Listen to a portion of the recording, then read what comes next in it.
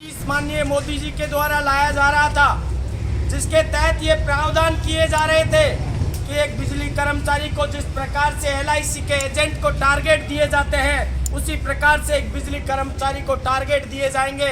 वो अपनी कांख में एक मीटर लटका करके जाएगा और लगा करके आएगा तो ही उसे वेतन दिया जाएगा, अन्यथा वो वेतन नहीं दिया जाएगा।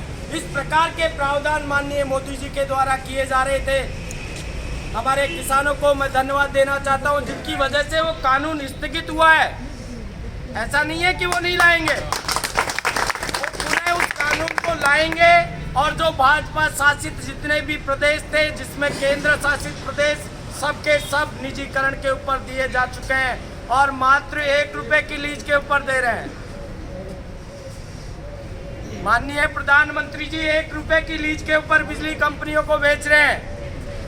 और यदि हम भी इसी तरीके से 5 बिजली कंपनियों में बट करके रहे तो मोदी जी ऐसा कानून ला रहे हैं, जितनी भी वितरण कंपनियां हैं, प्रसारण है, उत्पादन है, सारी कंपनियां केंद्र के अधीन चली जाएंगी और बाद में एक एक करके उन कंपनियों को अपने उद्योगपति मित्रों को बेच दिया जाएगा।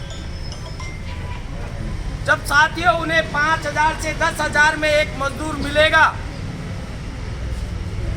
जो हमसे बेहतर कार्य कर सकेगा, जो हमसे स्लिम होगा, बॉडी में पोल के ऊपर 3 बार चढ़ेगा और उतरेगा, ऊपर से 10,000 की नौकरी पाने के लिए आजकल इस बेरोजगारी के दौर में चेक और लगाते हैं लोग, पैसे भी करके बस मैं लग जाऊं। तो ऐसा समय आ रहा है साथियों, ऐसे में हमें हमारी सेवा शर्तें सुरक्षित रखना ये हमारी प्रथम प्राथमिकता होनी चाहिए। और वो सेवा शर्तें साथियों कब सुरक्षित हो सकती हैं? आप ये चाहें और हम ये चाहें कि जो 20 साल 22 साल से जो ठेकेदारी लगातार इस विभाग के अंदर घर करती गई दीमक की तरह विभाग को खाया जा चुका है, तो क्या हम एक दिन में इस निजीकरण को इस विभाग से बाहर निकाल सकते हैं? नहीं निकाल सकते। इससे बढ़िया है कि जिस प्रकार से पूर्ववर्ती कांग्रेस सरकार के द्वारा ही माननीय गहलोत साहब ही मुख्यमंत्री जी थे, उस समय पे सन 19 जुलाई 2000 को RSCB को तोड़ करके 600 करोड़ रुपए का घाटा बता करके और 5 बिजली कंपनियों में विभक्त किया गया।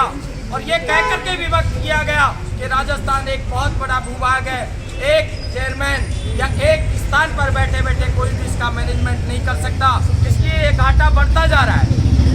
5 बिजली कंपनियों में बांटा और घाटा बढ़ करके 1,30,000 करोड़ से ऊपर पहुंच गया।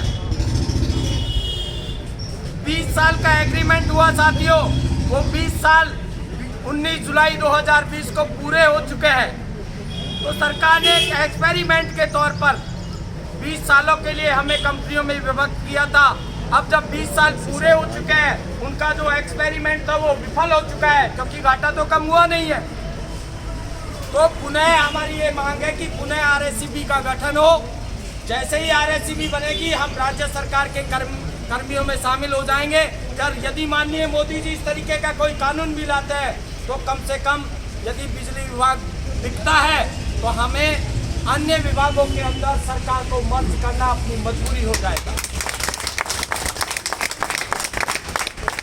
साथियों, मैं ये नहीं कहता कि निजीकरण नहीं रुकना चाहिए, निजीकरण रुकना चाहिए और रोकेंगे, लेकिन उसके लिए साथियों अकेले लड़ करके नहीं रुकेगा। हम सब लोग मिलकर प्रयास करेंगे तो निजीकरण रुकेगा साथियों। आज विभाग के जो उच्च अधिकारी हैं,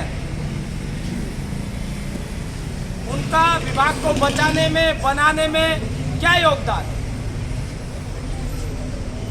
मैं 2007 से विभाग के अंदर भर्ती हुआ हूं और तब से लेकर के आज दिनांक तक लगभग मेरे 6,000 युवा साथी इस विभाग के लिए शहीद हो चुके हैं और लगभग 8 से 10,000 मेरे साथी ऐसे हैं जिनके या तो दोनों हाथ कट चुके हैं, या दोनों पांव कट चुके हैं, या एक हाथ और एक पांव कट चुका है। साथियों, हम इस विभाग को कैसे बिकने देंगे? हम इस विभाग को हमारे हाथों से नहीं जाने देंगे, क्योंकि हमने और हमारे पूर्वजों ने इस विभाग के लिए खून पसीना बहाया है।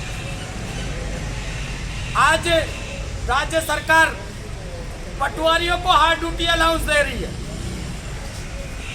जबकि राजस्व विभाग इमरजेंसी में नहीं आता है। इमरजेंसी के अंदर चिकित्सा आती है, पुलिस विभाग आता है, ऊर्जा विभाग आता है।